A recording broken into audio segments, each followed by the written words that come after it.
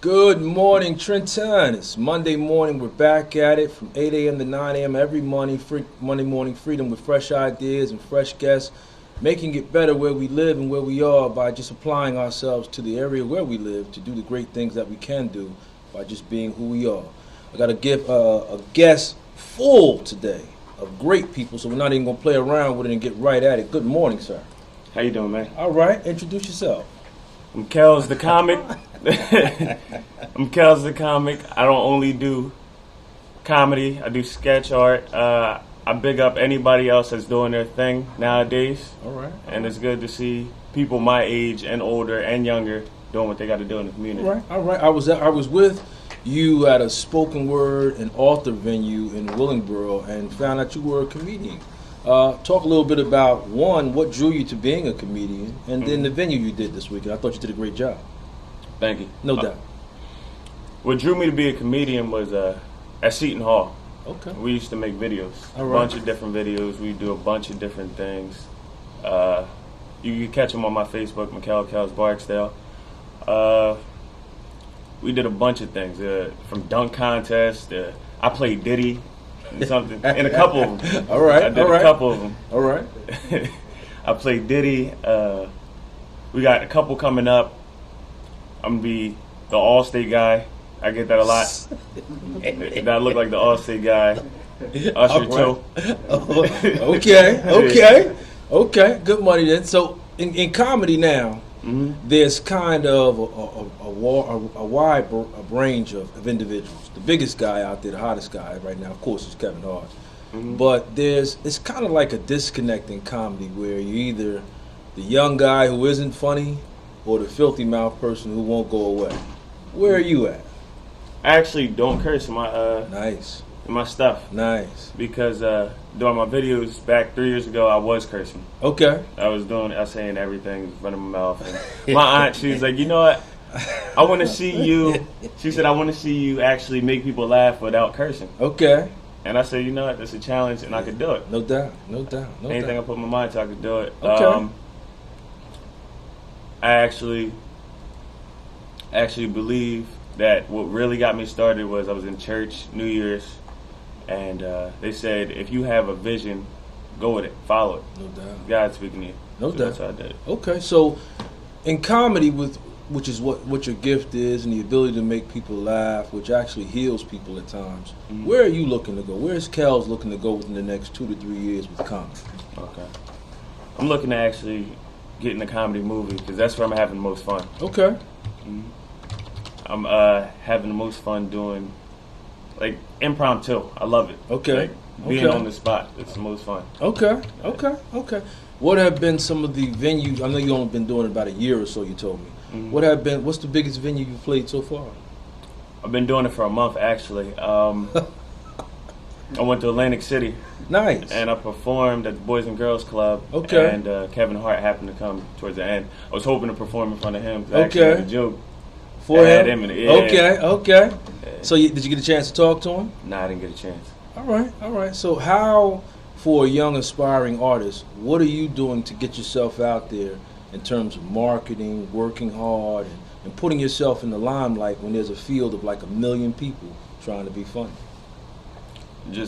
I feel like being myself, just allowing the opportunities that I was given to just come center forward. Okay. And where are you at on the YouTube? And give that information out so people on can YouTube, know about it. My group at iSwag TV online.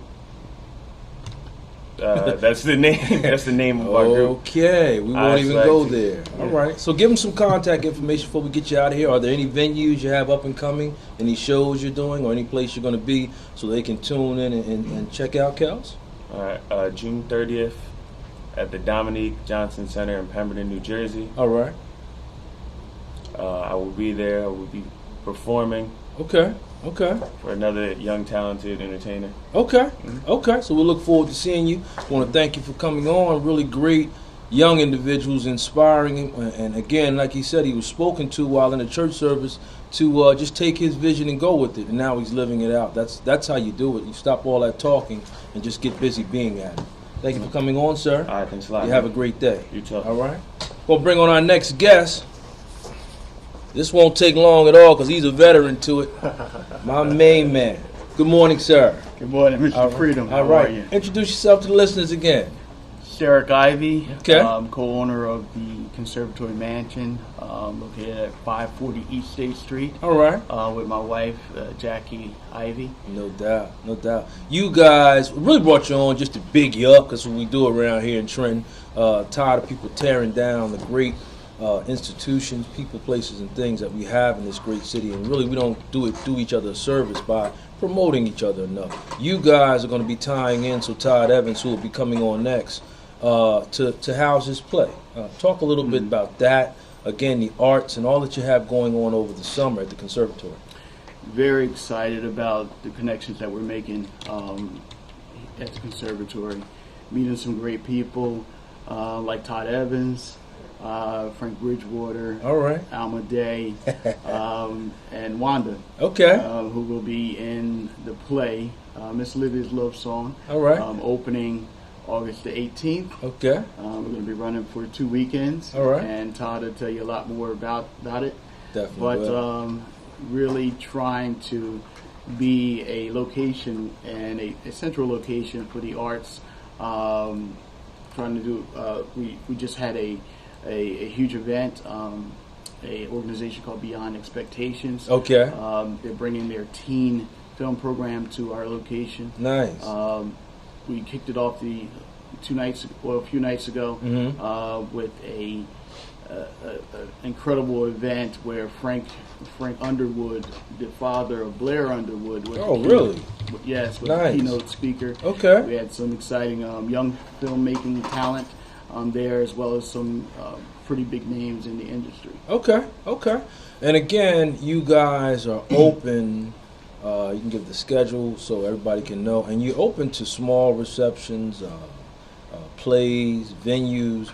We were there the other night. Solomon Dinkins did his event with the Well Balanced and the Balanced Warrior. So just give a little bit about what all you have. Talk a little bit about the studios, because again, it's always marketing, marketing, marketing. And if people don't know what you have, they certainly won't come and invest in what you're doing. We've owned the property for almost 8 years. Okay. And the woodwork in the property, my wife and I, we stripped a lot of the woodwork ourselves. Yeah. And we actually have 14 studios, 14 individual rooms, 6 bathrooms, a large room that holds close to 90 people. All right. For small banquets, and we're getting a lot of calls now about repass. Okay. So so we're open for that. Okay. And I see you have some of the footage from the other night where we had our event. Okay. We have Reggie Brown there, Nice. former football player for From the the Eagles. Yeah. All right. But we also teach music, dance, drama. Definitely looking to do some dinner theater. No doubt. Our plays with Todd Evans and the Don Evans players.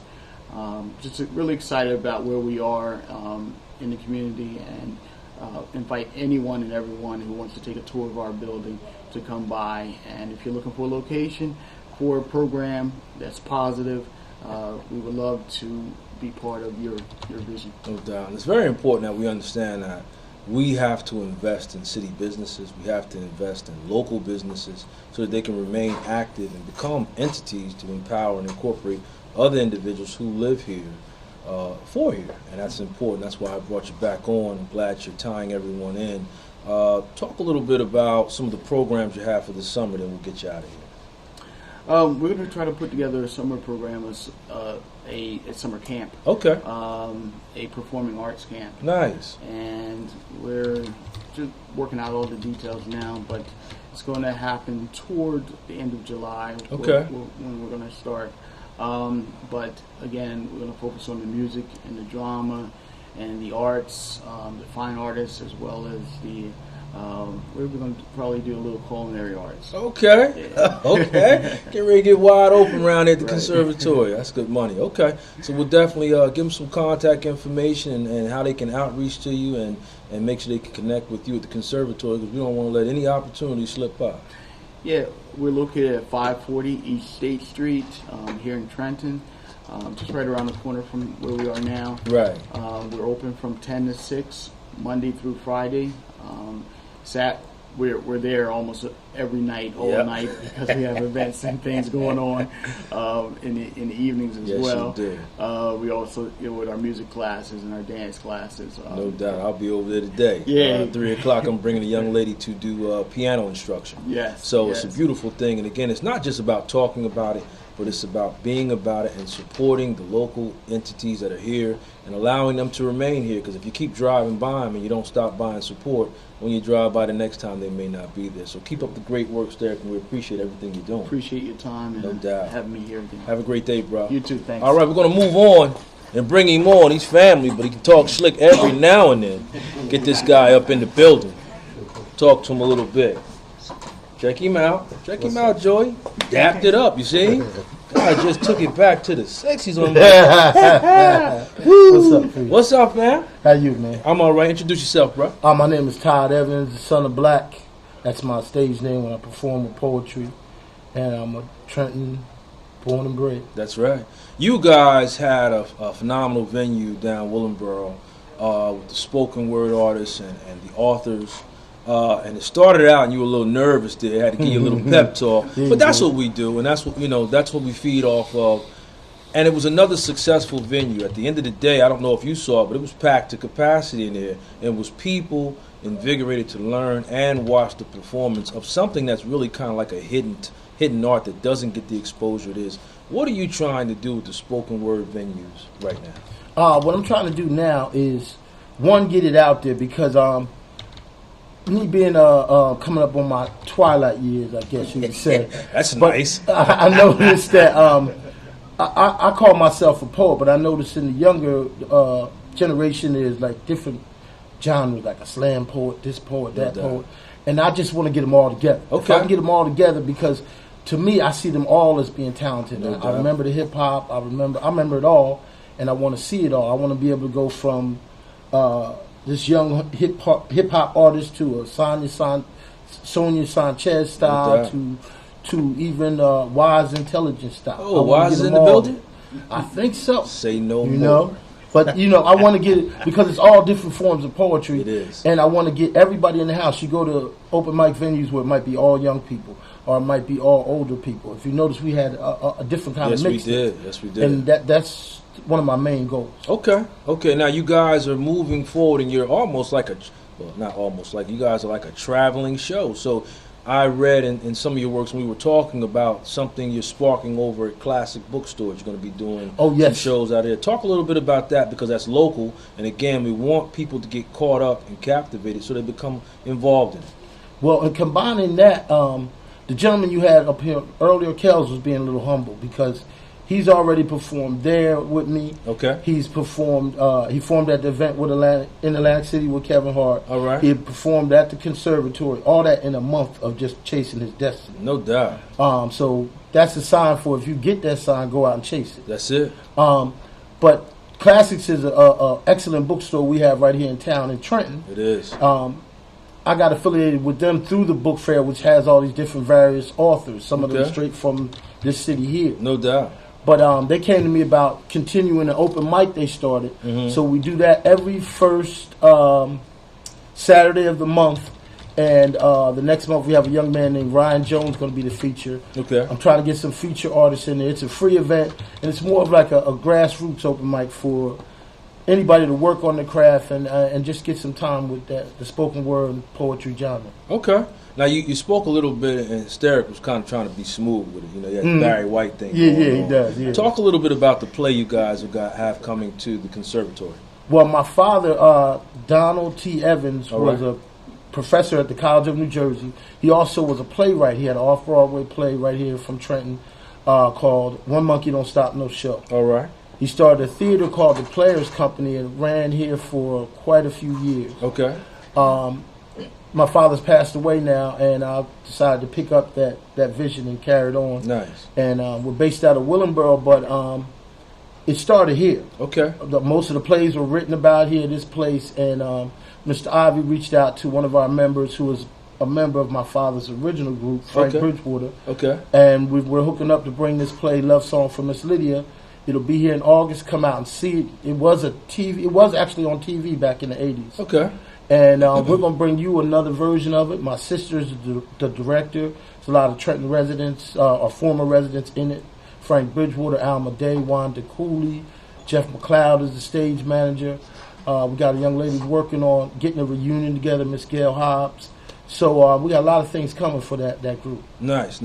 I guess we can talk a little bit about all the work you're doing. What is your vision and your goal in regards to not just being an author, but in getting the spoken word out there, getting the tours out there, the traveling mics. Mm-hmm. And I'm really interested in how you bring in local young talent and give them a chance to grab the spotlight. It's really beautiful. What's your vision for you within the next 2 to 3 years in regards to being an author, being a spoken word artist, and getting out there and creating this vision that really is put on the backdrop? And I like it because spoken word teaches so many things. Like I tell the babies when I'm teaching in school, you can't be a spoken word artist if you can't read. Yes, sir. So it teaches so many valuable lessons. But what is your vision of where Todd Evans is going to be as an author, as a spoken word artist within the next 2 to 3 years?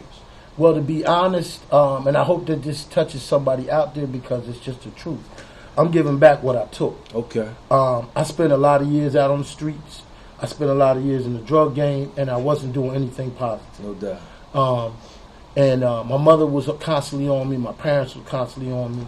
And when I finally did come to the light and realize that that's not the direction I needed to be going in, the path was a whole lot easier. For this, what I'm doing now is stuff I was supposed to be doing 20 years ago. You behind schedule. I already knew about the arts. You know, I'd already been working with youth. You know, I was a coach and so on. No doubt. I went astray, and now I'm trying to come back. No doubt. I'm just walking in the path that was already set for me. No doubt. And if there's somebody out there who has gone astray, you can get back. No doubt. And actually something you're doing now in terms of bringing the local small authors together, Big Brother Tracy Syfax and some of the other ones. Yeah. What and how are you able to get people who really are struggling in their own little lane to buy into your idea of a bigger vision and allowing them to get together? Because that room, if you had 1 or 2 artists, might not have been packed. But because you had a variety of individuals from different levels, man, you had the babies in there, you had the young parents in there, but you also had the elders. How are people buying into what Todd Evans is giving? Well, one of the things that is helping me keep going is we started the Heritage Cultural Book Fair last year. The first one was at Burlington County College. All right. Mr. Tracy Syfax from Trenton was with me. No doubt. There was 3 people. Kim Ananda, she writes youth books, children's books. All right. We all came together and we had a vision of keeping this group together no matter what. No doubt. And it's grown because a lot of people, once they see you get off what you say you're trying to get off, they'll get on next time.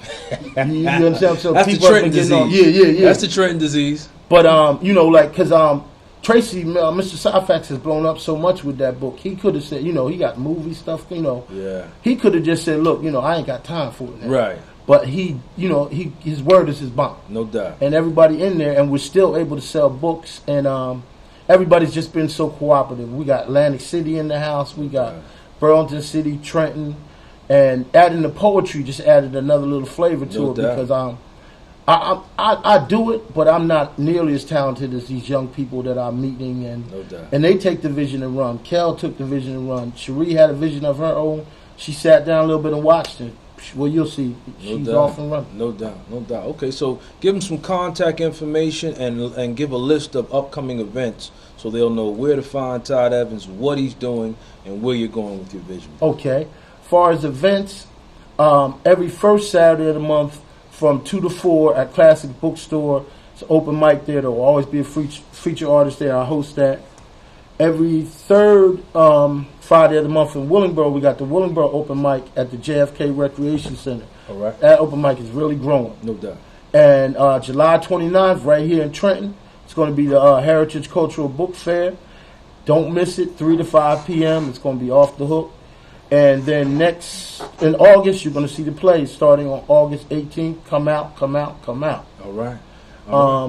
Contact is, you can go to my Facebook page, Todd Evans, the Willingboro Open Mic page, or the Don Evans Players page. I don't have no more pages. All right, sir. We definitely want to thank you for coming on. Keep doing the great work you're doing. Somebody has to be the peaceful, the magnetic, and be the catalyst to bring people together and just align minds for one common cause and purpose. And you're doing that, sir. Certainly You keep proud of doing you. what you're doing, no man. doubt, no doubt. And we One want to love. thank you for coming on. We'll keep pushing it forward. All right, gonna bring Miss Sherrie on. Definitely want to get her name right, because she will again say a spoken word piece and slap you in at the same damn time. All right, introduce yourself to the listeners. Good morning. Good morning, everyone. My name is Sherrie Smith. I'm a teacher by trade in Pemberton Township, and I'm just here to fulfill my purpose, which is to reach children by the mass. No doubt. Something, actually this weekend she really shut it down with a couple of beautiful pieces she gave at the spoken word venue, but something you said touched me immediately in your first piece. You thought I wasn't listening too. She said your poetry is actually your ministry. Right. Talk a little bit about that. Well, for me, poetry is my ministry, and when I say that, it's because I know I've been given a God-given purpose. Okay. So I know it's to reach children by the masses. And children don't always, the youth I should say, they don't always respond well to people talking at them. That's right. So really I just take what God has placed in my heart for our children to know and to use the arts, poetry, spoken word, to be able to do that. Nice. So when I say poetry is my ministry, most artists who are mainstreamed, they ask you to pay to come. So I'm just trying to come wherever, to speak to wherever children gather or the youth gather, to get out a different message that's not mainstream through our media. That's beautiful. That's beautiful. And again, let's go into it a little bit. You being one of like the most needed commodities in the world today, the school teacher. Talk a little bit about how you utilize your poetry and your gift in your teaching methods. Well, to me, teaching is not just about getting the academics out there. Of course, the state, they make it seem like that's the most important thing. That's right. But to me, you can't reach a child if you don't reach that spirit within their soul. So I use my poetry to first reach the kids, because to build that relationship, that bond, to let them know that I can relate to some of the things they do, some of the things they experience. And then once I do that through my spoken word or poetry, then I'm able to reach them academically. Okay. So really, my spoken word or poetry, the words pierce their souls by being able to allow them to stop and think about what they do on a day-to-day basis. Nice, nice. What are some of the problems you find? I always strive to let whoever's sitting here expound on their area of expertise so people can understand. Right. There's a lot of misconceptions about teaching, why the schools are or aren't successful. Talk a little bit about some of the barriers you find as a teacher in the field of education. I think one of the biggest barriers in the field of education is just allowing the parents to know that there are teachers within the classrooms who are on their side, No doubt. who do have their children's education in their hearts at best interest. No doubt. So really, I know a lot of parents do value education, but just allowing them to buy in as what some of the teachers say, because we may not be the ones setting all the guidelines and rules that they may not agree with, Right. but we're still in the classrooms to reach the hearts and the souls of the children. So No there are doubt. teachers out there who do that. No doubt. And in teaching, how has this new this new generation of parents been in regards to your message and how you teach and try to reach them? Because one of the things I always say when I talk to people about education is if you haven't formatted something to engage the parents, Right. it's a moot point. Well, for me, I find the parents very welcoming to what I Okay. do, because I take a different approach. Okay. Because, like I said, I can relate to the kids and they know that. So I try to take a different approach. I think as a teacher, as long as you show the parents that you, I'm not going to say on their level because I don't believe in levels, but if you show the parents that you have their children's heart at best interest, All right. they'll buy into what it is that you're saying. Okay. So I think most parents I've encountered, they support me in what I do and the methods that I use in the classroom and outside of the classroom too. Okay. You can definitely tell from her speaking and the things that you do when you're speaking and teaching that you have a love and a passion for it. Definitely so. And would you say that that's one of the missing components inside of the field of education now? That I'm not going to stigmatize and say that all teachers don't have it, but is there a lack of passion for educating and teaching our young minds? I don't think there's a lack of passion. I mean, of course, you get older teachers who are set in their ways, but that doesn't mean they lack the passion for the kids. So I don't think in some cases there's a lack of passion. Kids can tell the difference of who has their best interests at heart. They can. Some teachers, they just get older and get set in their ways. That's the only way I can explain it. But it doesn't mean that they don't have the passion because they wouldn't be still in that classroom. Some of them. And they definitely catch it in that class. Yeah. Let's get back a little bit and talk about spoken word before we get you out of here. Okay. Spoken word is kind of like something a certain population deals with, a certain amount of people are drawn to. What is it about spoken word that drew you to it, and why do you do what you do with it? What had drawn, really, I've been writing since I was a little girl, but more recently, maybe in the past a year and a half or so, I was drawn to spoken word because I was at a party and I was volunteering at a party for the youth in my community. And the music was playing, of course the Nicki Minaj was going, and I was like, okay, stop, you need to be quiet, do you know how beautiful you are? And they're like, oh, there's just Miss Smith again, whatever, you're not my mom, that sort of thing. Right. So I was challenged to go home, and I prayed about it, and then these words just came out, and it wasn't like a normal poem, the rhythmic nature of it. It was spoken word. And when I say spoken word, it's the spoken word, because my poem is not, my poetry isn't just any old poetry. It infuses the word of God within it. So that's what spoken word is for me. It's truly my ministry to get some messages out there to our youth that aren't really mainstreamed. That's what I'm big on, just getting them to stop and think. And in a lot of my work, I counteract what they hear in the media. Nice. So I guess another piece I wanted to get out was spoken word is kind of misunderstood, and it comes through, and there you have the Deaf Poetry Jam, and that shot through, and it was very popular for a minute there. But it seems like it travels like everything else in phases. What are you striving to do? And I understand the excellent part of your ministry, and that's an extension of yourself and what you believe, and that's beautiful. But how are you looking to make it be a mainstay? And then where are you looking to take spoken word? Well, for me, what's a little bit different about what they did with the deaf poetry that you mentioned, to me, my spoken word, or spoken word for me, is about igniting, igniting neurons to spark change. So it's not just about, I'm going to get up here and say some stuff and get a reaction. I'm going to get up here and say some stuff and make you have a reaction. I like that. So that's what it is for me, and that's the difference in me than most spoken word artists that you see get on the stage. I'm not looking for a reaction. I'm looking for you to think about what I'm saying and then make a choice. Nice. I like that. Very well put too. What are some of the biggest venues you played? My biggest venue is in the school district where I teach. I mean, I've just been blessed to just, on my lunch breaks, my prep breaks, to just go into minister in those classrooms.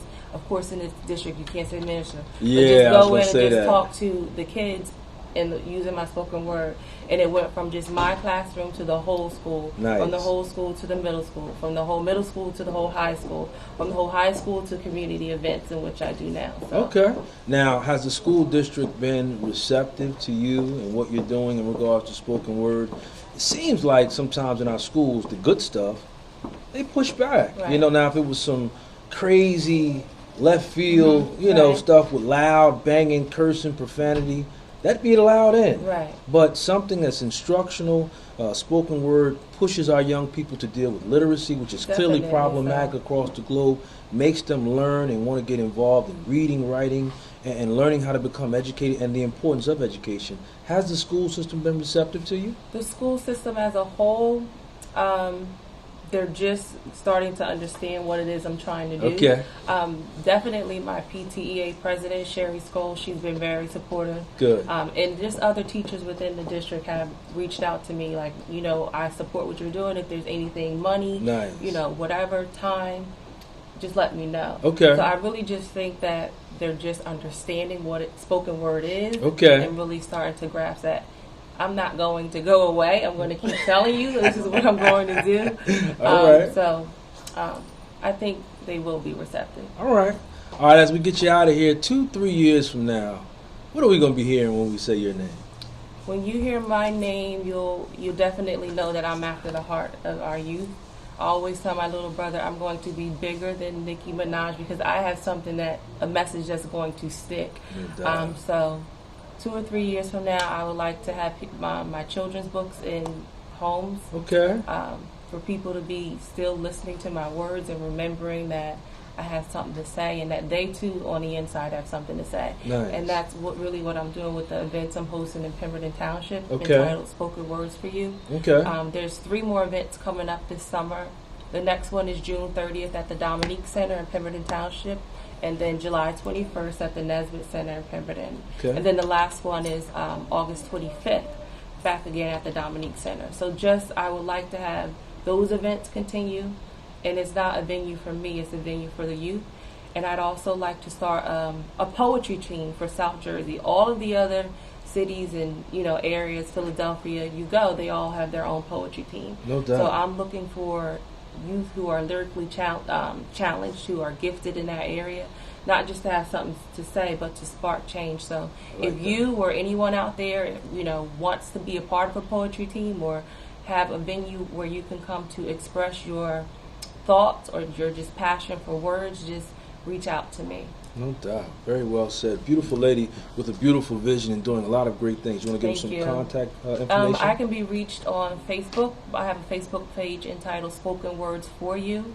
Follow me on Twitter at Spoken Words, the number 4, and then YOU. And my email address is shrsmith@hotmail.com. And just reach out to me or Google me.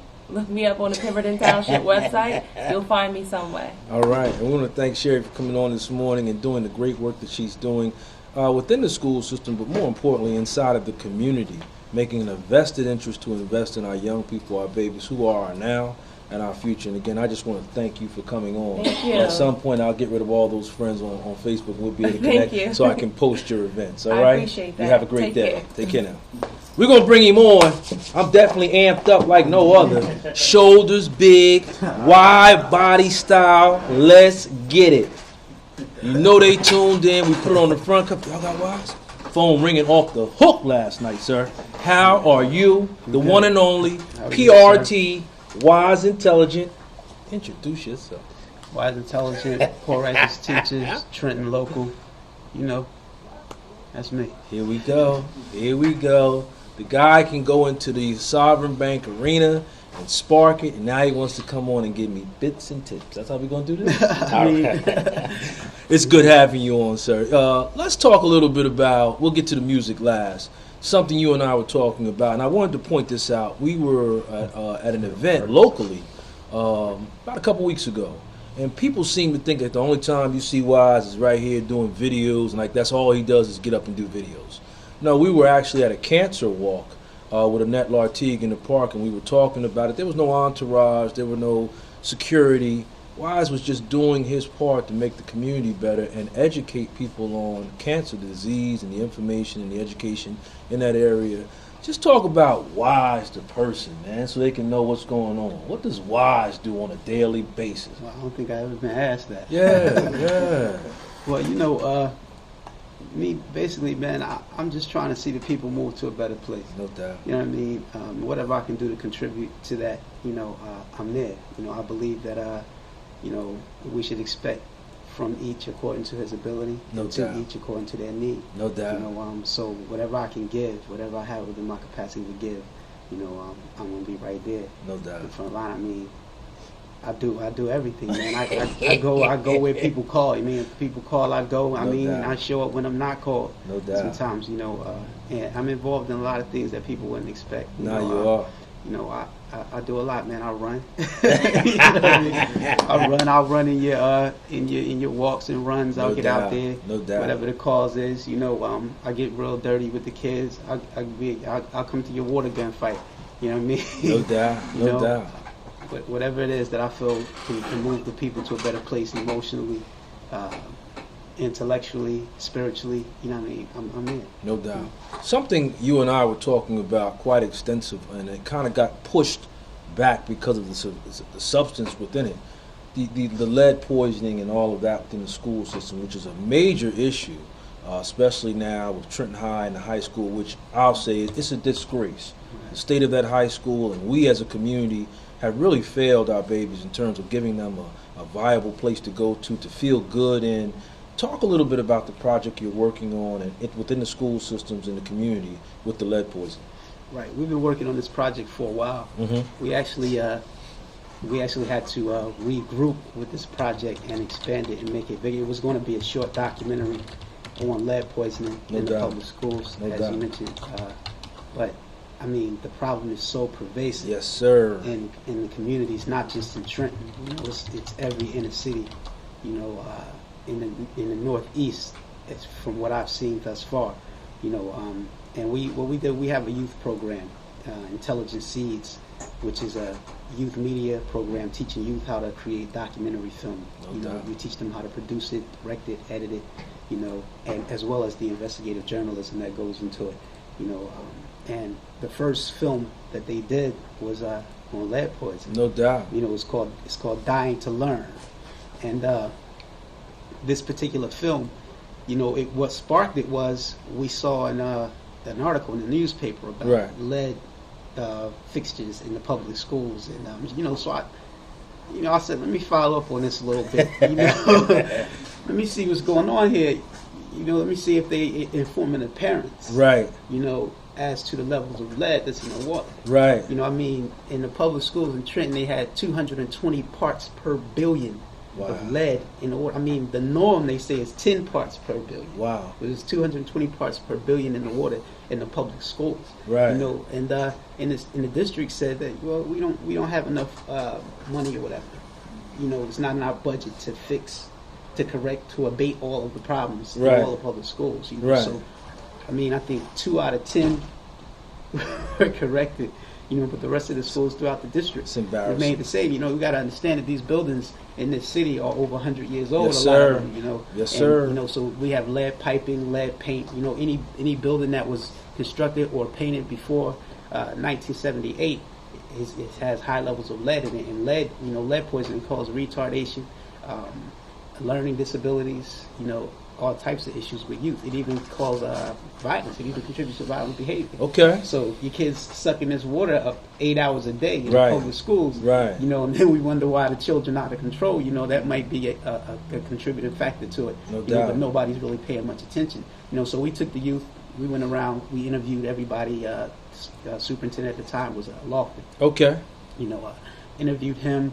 The head of school maintenance in the district. We interviewed the EPA. Okay. We took the youth up to the EPA, interviewed them, the New Jersey Department of Health, all the scientists there. You know, the scientists took the youth through a test to show them how to test the water for lead and things of that nature. And I mean, lead turned out to be the least of the issues in the water. Okay. You know, so you know. No, talk to him, bro. It got real serious for us. You know, I mean, a scientist at the EPA, after making us turn off the cameras, of course, he said, you know, I want to talk to y'all plainly, but not on the camera. Okay. He said, when you go down to the district, ask them about microorganisms in the water. Wow. You know, he said, that's a bigger problem than the lead. He said, not saying that the lead is a small problem, but it's issues, and people don't understand that. You know, it's been classified environmental racism. Right. You know what I mean? It's called environmental racism when our children are in these particular schools and environments where you have high levels of toxins and things of that nature that can poison. You know, so the film is coming. You know, we're going to go down to Baltimore and interview some sisters down there who's that's going to get deep. Yeah, I mean, what happened in Baltimore was like, I mean, it was unprecedented. I mean, it was definitely a form of genocide, you know, that happened down there. Johns Hopkins University, sponsored a lead test in an inner city low income housing project where they intentionally exposed the children to lead to see the effects of the lead on the children. You know, they didn't tell the parents that it was a lead experiment. They just gave the parents bottles of cleaning agent that were laced with lead and told them to clean with this when you clean your house. Wow. And you know, what they gave the parents was extra food stamps and things of that nature. So we're going down there. We're going to interview them. We're going to let the babies go down and interview them. And you know, I just need the children to be very aware of the environment that they're embedded in. Indeed. You know, because at some point it starts to translate to a war. No doubt. You know? No doubt. That's all good information. And it gets deeply embedded. And there's always a lot of sidebars being thrown out there when you bring this kind of truth. Because I didn't even know all the depths of that in terms of, it's almost like a Tuskegee experiment when you go into intentionally giving people something that's detrimental to their well-being. Yeah, absolutely. So again, talk a little bit about, and I wanted to bring Wise on because we can always talk about the music. That speaks for itself. There's really no area he can't do, so that's the easy conversation. But I want people to really get a chance to know the Wise that I know and love, the individual who's involved in, you know, the community and the rebuilding of mindsets and dealing with our young people and our community as a whole as we strive to bring life and breathe life back into it. What are you doing now to work on the clear and out of control violence that's going on, specifically right here in Trenton in our city? Well, you know, I think that we got it. You know, for me, it's just about getting to the root of things. No doubt. You know, and I think that a lot of the violence we're dealing with is symptoms of other issues. Okay. You know, it kind of reminded me of when we were coming up, you know, about, 15, 20 years ago. All right. You know, the city of Trenton classified us gang members. Okay. You know, I remember that. You know, these are gang members. You know, we were 5%ers. You know, it's like, yo, these are gang members. You know, these kids, we gotta stop them from congregating.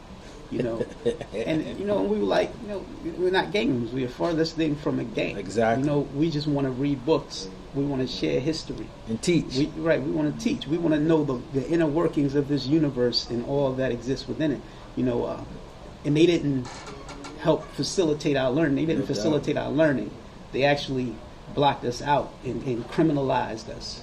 You know, when we weren't criminals at all. Now, 20 years later, you really got gangs. Yeah. You know, now you really have criminals. You know, and the irony of that is that the people that are on the front line trying to resolve this problem are those that were classified as 15, 20 years ago. You know, so it's weird to me. You know, but everything that I do is in a stop the violence trajectory. Okay. You know, is put out that way.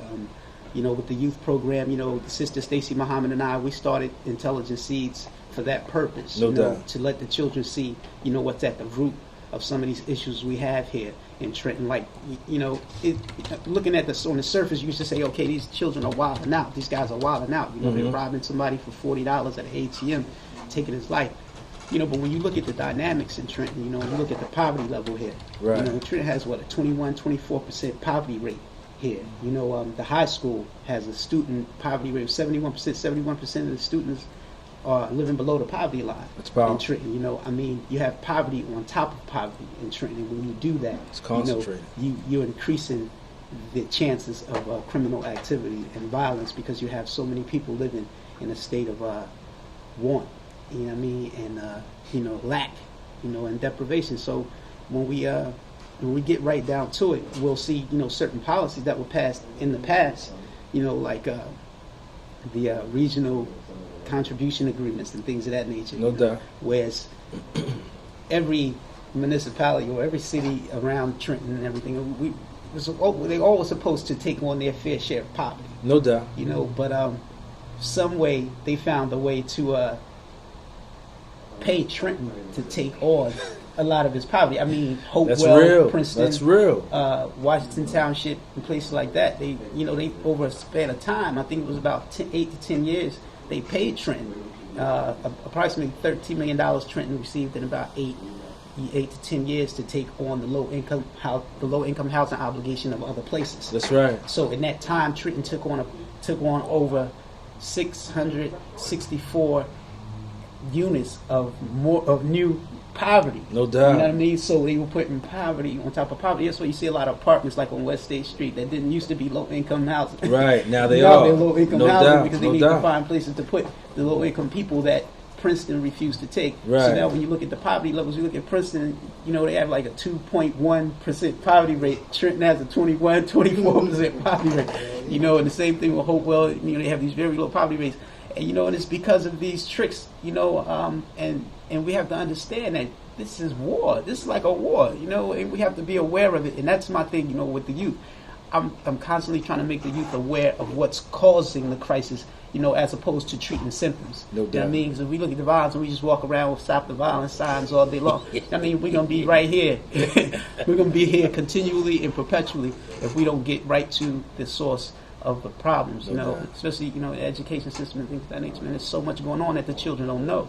You know, I spoke at, what is it, Emily Fisher? Emily Fisher, you were part of that program over there. That was one of your programs. With the youth I was over there with him. You know, and I'm building with the youth over there, you know, and I'm explaining to them, you know, per student funding and things of that nature. Right.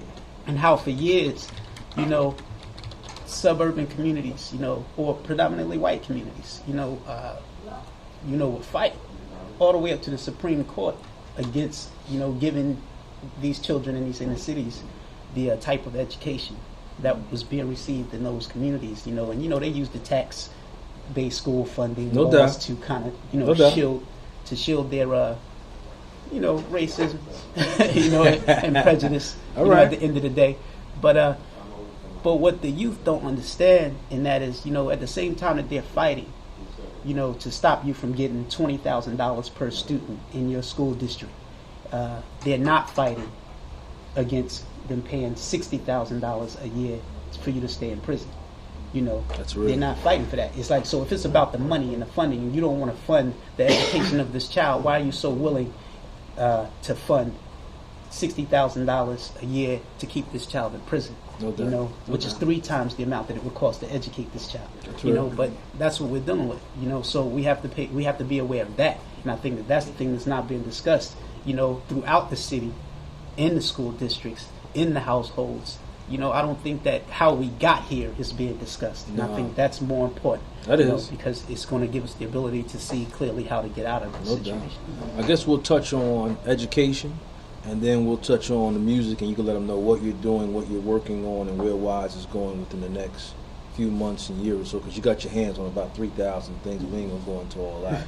But talk a little bit about, not constantly hammer on this show, Joey and I talk about it, LA as well, the importance of changing the dynamics of the educational paradigm, where we as parents, students, and a community have to understand that has to become the number one priority, a proper education at that. Right. But how do we begin to get people in this city, which is small and concentrated, to buy back into the one thing that will empower them as individuals?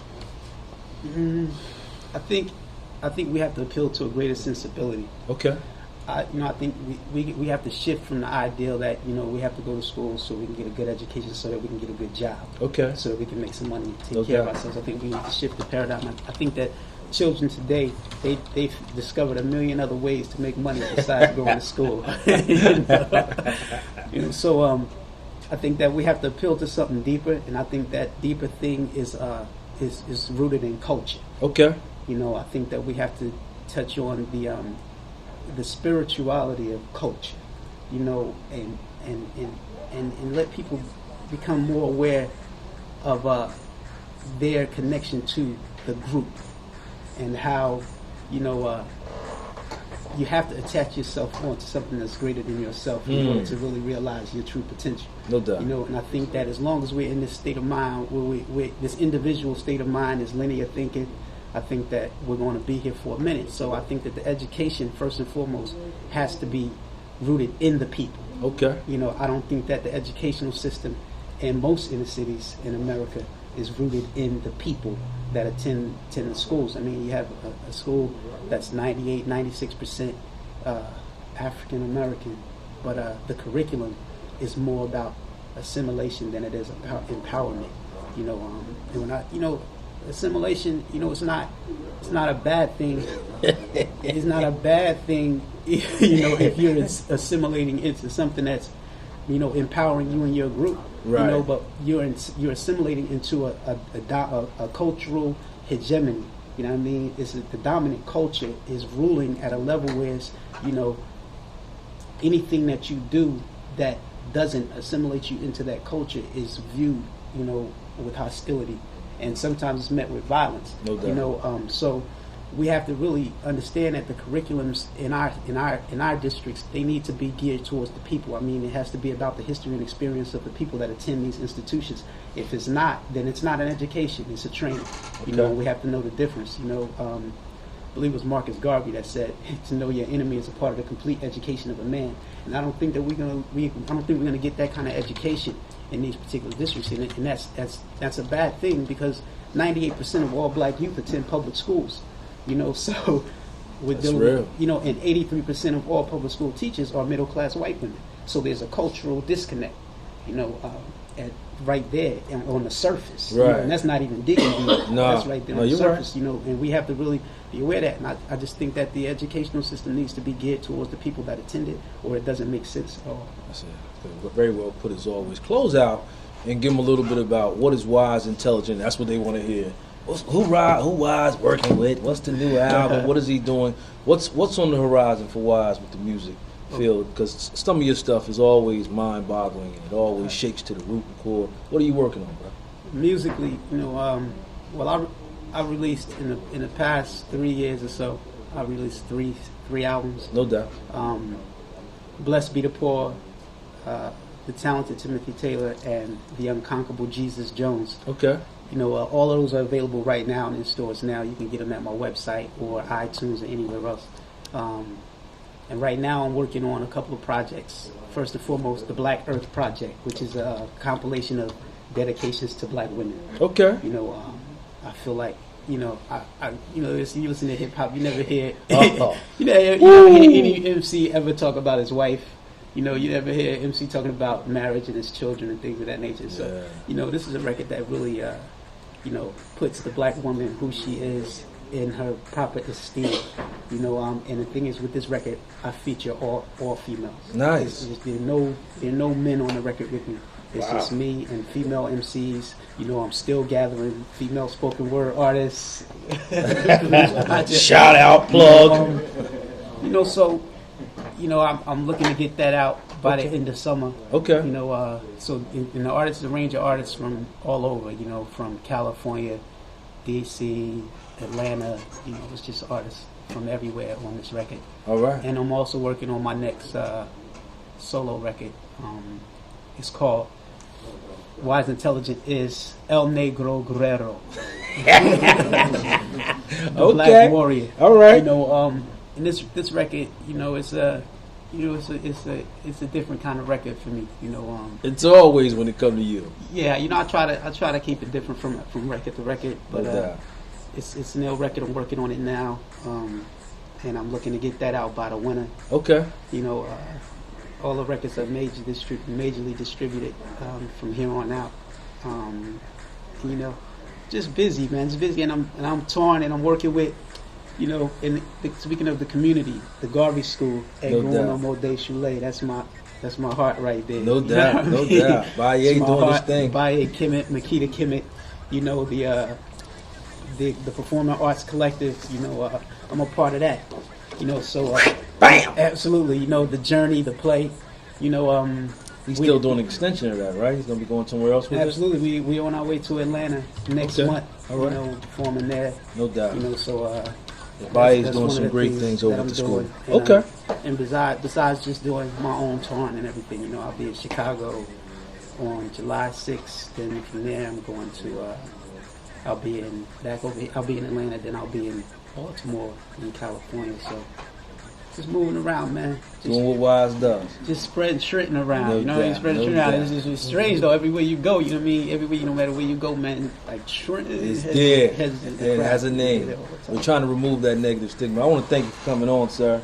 You sparked it as always, and I wanted to thank you for coming on and laying the groundwork that Wise isn't just somebody who wakes up in the middle of the night and just does videos. But really, he's a great father, great man, great individual who does extensive work with our babies inside the school system, allowing them to become the scientists that they need to be, to educate themselves and begin to build a better now for themselves and a better future. And they'll be the spark to get at the adults who are really lagging behind and also tie that disconnect into our elders. So I want to thank you for coming on, bro.